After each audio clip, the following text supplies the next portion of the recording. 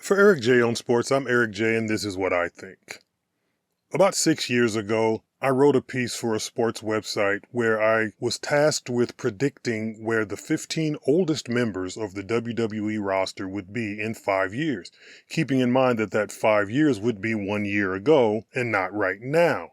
Keeping in mind that everybody on the list was already at least 40 years old, and All Elite Wrestling at the time did not exist.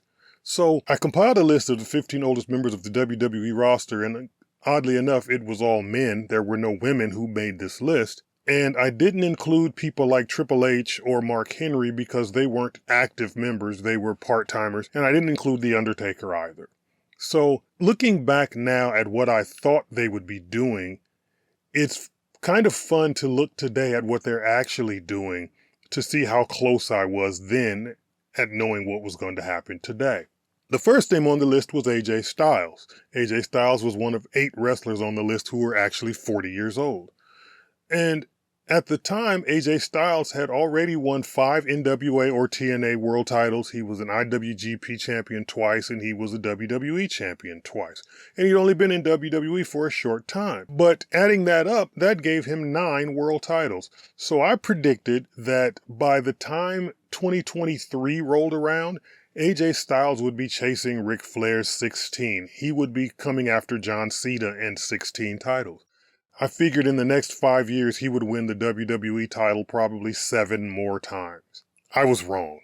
AJ Styles won his 2 WWE titles in the first couple of years that he was with the company and has not been close to the title since then. He's still sitting at 9 titles, and it doesn't appear that AJ Styles is going to get any closer to 16, at least not before he turns 50. He's 46 now, so it doesn't seem like with the new youth movement, AJ Styles is going to get those other 7 titles. Titus O'Neil was a man who was kind of stuck in a tag team with Darren Young, who was kind of green, and they weren't really getting anywhere. Titus O'Neil was 40, Darren Young was very, very young. So I thought that Titus O'Neil would probably get a big push over the next few years because he was no longer going to be, in my words, saddled with Darren Young. As it turned out, over the next 5 years, Darren Young, under the name Fred Rosser, would go on to be a big star in the NWA and in New Japan Strong. While Titus O'Neil was a guy who essentially was pushed down the roster and out of the company. He still works for WWE, but he's a global ambassador. He is the guy that they send out when they are promoting a new city, when they're headed to a new venue. They send Titus out in a suit and tie because he's well-spoken and he looks good in a suit, and they send him out to meet and greet with the fans. I thought that Titus O'Neil at this point in time would be a sports announcer. He would be out of professional wrestling and he would be working for ESPN or he would be working for some other sports network, kind of like Jonathan Coachman did as a sports announcer calling regular sports. I was wrong there too. The next name on the list was Brock Lesnar, and I said in my piece that AJ Styles and Titus O'Neil look like young 40s, while Brock Lesnar looks like a very old 40, and that was 6 years ago. Brock Lesnar, between wrestling and MMA, his body had taken a beating and he wasn't even doing a full-time schedule. I said at the time that Brock Lesnar would definitely be in the Hall of Fame. He is not yet. But I also said that he would probably be retired and the most he would be doing would either be farming or coaching high school football and wrestling. Brock Lesnar is still an active wrestler. He's not a full-timer, he never has been. But he's still an active wrestler, and he does live on a farm in Minnesota with his wife, but he's not finished wrestling yet, so I was kind of half wrong there. Next was Bobby Roode. Bobby Roode was, like AJ Styles, a young 40, and he hadn't been injured a whole lot. What happened after I wrote this piece was he started getting injured a whole lot. I predicted that he would have retired, though, in the next 5 years, and that he would be an on-screen authority figure, kind of like Santino Marella in TNA, or kind of like Nick Aldis or Adam Pearce are now, former NWA champions. But I was half right on Bobby Roode because he is retired, but now he's a producer for WWE, so he is still working for the company, and he is still working for the company behind the scenes. But he's not an on-screen authority figure or a color commentator, which is what I thought they would end up doing for him, because just like Titus O'Neil, he looks good in a suit, and he's well-spoken, and he knows the business. But they chose not to use him in the role that I predicted as a color commentator or as an authority figure. He's working as a producer, helping younger talents with their matches, which means his knowledge of the sport is still being utilized by the company. Now, Jeff Hardy, I wasn't sure what was going to become of Jeff Hardy because his body had taken a lot of damage and the inside of his body had taken a lot of damage due to his substance use and substance abuse. He'd gotten clean and then he'd backslid and then he'd gotten clean and then he relapsed again, and then he'd gotten clean and relapsed again. But apart from that, he had done a lot of tables, ladders, and chairs matches and a lot of hardcore style matches to where he had beaten his outer body up a lot. And he's done a lot of stuff personally to where he's beaten his outer body up.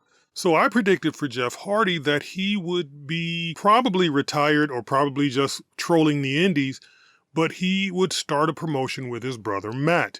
Him and Matt would start a promotion together. They would probably rehab Omega or some other wrestling promotion, and he and Matt would run it, and he'd probably be trolling the indies.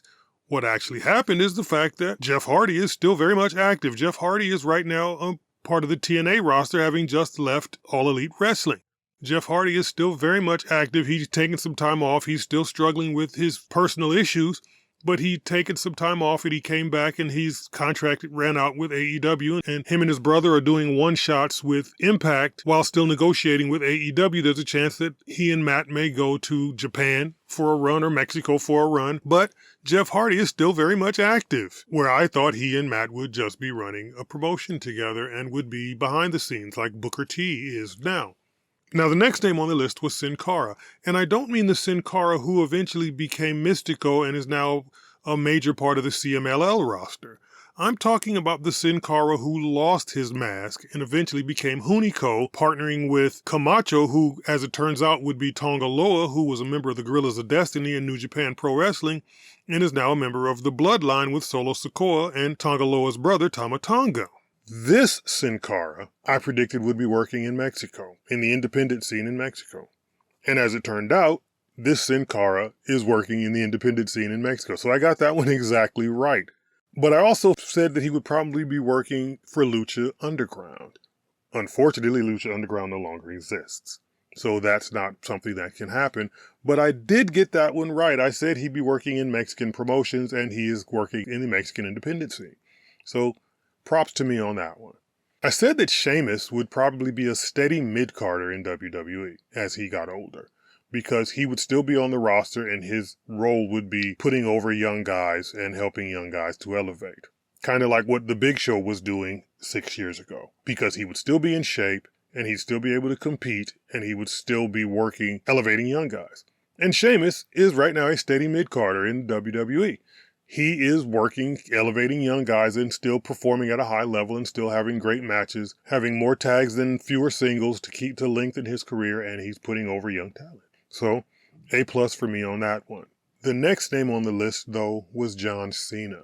In 2018, when I wrote this piece, I thought that John Cena was about 5 years away from retirement. As he started to make movies, he would have figured out that, yeah, Rock was right to not be taking all these bumps and protecting his body, and it's a lot safer and better on the body to make movies. But I also said that he would probably have gotten in the Hall of Fame before The Rock, simply because the whole excuse of The Rock is too busy to nail down for WrestleMania weekend excuse is what's keeping Rock out of the Hall of Fame. But they would not have used that excuse for Cena. They would have found a way to get him there and he would be in. I was right about the retirement and being a big Hollywood star, but I was wrong about the Hall of Fame. He's not in yet, neither is The Rock. But I was 1 year off on the retirement part. John Cena is retiring now, and by the time he actually retires at WrestleMania in 2025, I'll be 2 years off on the full-time retirement. But the big Hollywood star part, I got that one right. I said that Shelton Benjamin would be operating a wrestling school. I said that he would probably be working a wrestling school with Charlie Haas, but he might be doing some work in Japan or Mexico. Shelton Benjamin, 5 years after I wrote this piece, was still in WWE, but he was still being underutilized. And he was on the roster, but they weren't finding anything for him to do. He has now been released from WWE, and so now is the time that he's going to have to figure out what it is he wants to do. And he might open that wrestling school. So I may be right, but it's going to take some time to figure out if I'm right. I said that Rhyno would be in the Indies because Rhyno had just recently worked for Tommy Dreamer's House of Hardcore and Booker T's Reality of Wrestling. He was on his way to being released from WWE, and it was clear that he had lost his step. He could still do the gore, but beyond that, his matches had gotten slow and sloppy.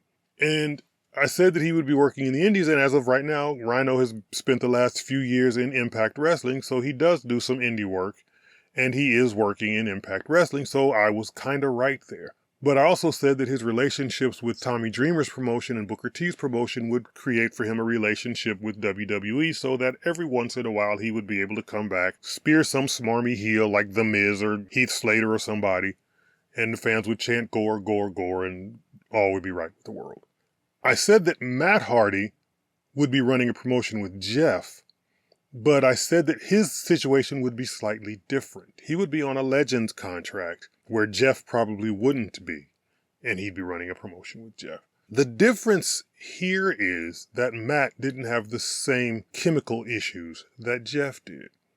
But I was wrong, because Matt Hardy and Jeff Hardy are currently working in Impact, having spent the last few years in AEW. They're still working on the Indies. They don't have a promotion yet, and Matt doesn't have a Legends contract with WWE. I thought that Matt would be one of those guys who, whenever they wanted to do a comedy sketch backstage, like when the boogeyman just shows up out of nowhere and scares the crap out of somebody, that some heel would be talking smack and Matt would come out and threaten to delete them and proclaim that they were deleted, yes, in his Broken Matt character. Didn't happen. But Matt is currently doing the Broken Matt character, but he's doing it for Impact Wrestling and negotiating with AEW for a return. So I got that one dead wrong.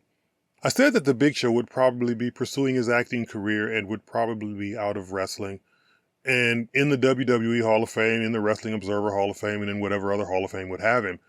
I said that he would probably be an attraction or an ambassador of the company, but he would be doing television and movies because his natural talent and charisma would start to shine. He did some acting, but he also signed with All Elite Wrestling. And they haven't found a way to use him. First, they wanted him to be a commentator. They wanted him to be a trainer. They wanted him to do a bunch of other things. All Elite has not yet figured out exactly how to use Paul White. He's done some acting. He's not yet in the WWE Hall of Fame or any other Hall of Fame for that matter. But AEW has not figured out how to use Big Show correctly. So as it stands right now, he's pursuing acting, but his acting career is not taken off on the level of John Cena or The Rock. So I had it right. He'd be pursuing acting, but he's not a big-time Hollywood star. R-Truth was the third oldest person on my list. And at the time, he was close to 50. He's a two-time former NWA World Heavyweight Champion, but WWE has never seen him as more than a comedy act. And I said at the time that they never trusted him with titles because even with the hardcore title, he only held it twice, but his total reign was less than 1 day. I said that he'd still be employed with the company, maybe, unless his body gave out.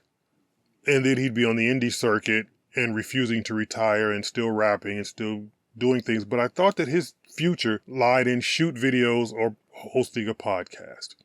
Turns out I was dead wrong on that one.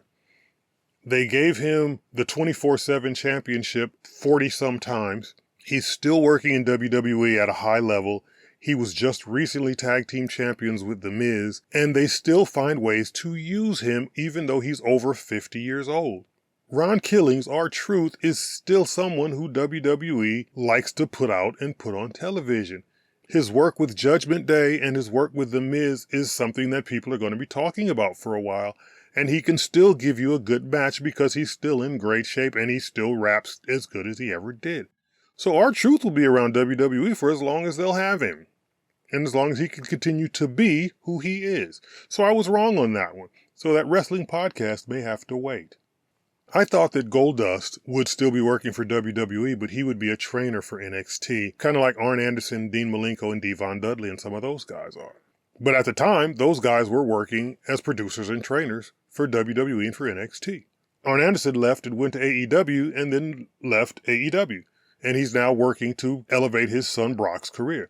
Dean Malenko works for AEW. Devon Dudley is working as a producer, not necessarily a trainer. I thought that Dustin Rhodes, though, would be an agent and a producer and a trainer at NXT, kind of following in the footsteps of his father, who was a trainer at NXT. I was half right, because Dustin Rhodes is a trainer for the Nightmare Factory that feeds talent to AEW, and he's still working in AEW, having tremendous matches with the younger talent.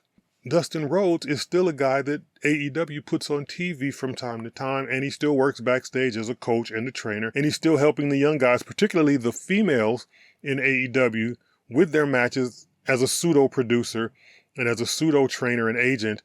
And a lot of the women in AEW see Dustin Rhodes as a guy who, without him, their careers wouldn't be where they are now. So I was half right, he is a trainer, but not with NXT. The oldest person on the list who was an active WWE talent at the time was Kane. I thought that Kane was amazing because he was still taking bumps at 50 years old. But I said that Kane would probably be retired in the WWE Hall of Fame and would be furthering his political career because at the time he had announced his intentions to run for the mayoral seat in Knox County, Tennessee. As of today, he is the mayor of Knox County, Tennessee, and running for re-election. He also owns an insurance company with his wife. So I got that one absolutely right. I said he'd be in the Hall of Fame. He is. I said he'd be furthering his political ambitions, and he is. And I said occasionally he would be returning to WWE from time to time, and he does. So yes, that's one I got right, and I knew that Kane would be exactly what Kane is. As an honorable mention, I listed Chris Jericho on this list. Chris Jericho was not an active WWE participant, but at the time, back in 2018, he was saying that he was not signing a contract with any other company, and if he did sign a contract with any other company for more than 1 or 2 shots at a time, it would be with WWE. Keeping in mind that this was before AEW started, I said that Chris Jericho would be a Hall of Famer on a Legends contract with WWE, and he would be serving a purpose similar to what Ron Simmons does when there's a sketch backstage and someone does something stupid and Ron Simmons comes back and goes, "Damn!" I said that Jericho would be doing almost the same thing, but somebody would say something crazy and Jericho would come out and say, "You know what I do with people who do whatever it was that person did? You just made the list!" That's what I thought that Jericho would be doing. And he'd be in the Hall of Fame, he'd be on a Legends contract, and he would just be hanging out. Keeping in mind that he had just had a match with Kenny Omega at Wrestle Kingdom 12. But, as I said, AEW didn't exist. Now AEW does exist, and Chris Jericho was the first ever All Elite Wrestling World Champion.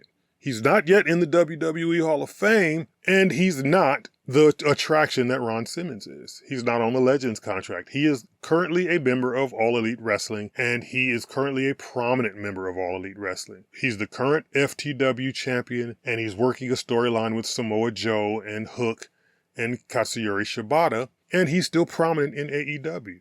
So I was dead wrong about Chris Jericho. But at the time, he wasn't an active WWE participant, but I knew he would be at some point. So this was fun. Looking back at what I wrote 6 years ago, trying to see how accurate I was with my predictions, this was fun. I got some right, I got some wrong, and I got some about 50%. I hope you had fun with it too, and I'd like to hear your comments on what you think I wrote and what you think probably the next group of 40-year-olds in WWE might be doing over the next 5 years. Remember to like and share this video and subscribe to this channel, and visit the Eric J on Sports website, and follow me on Facebook at Eric J on Sports 1, and on Instagram and Twitter at Eric J on Sports. And for Eric J on Sports, I'm Eric J, and this is what I think.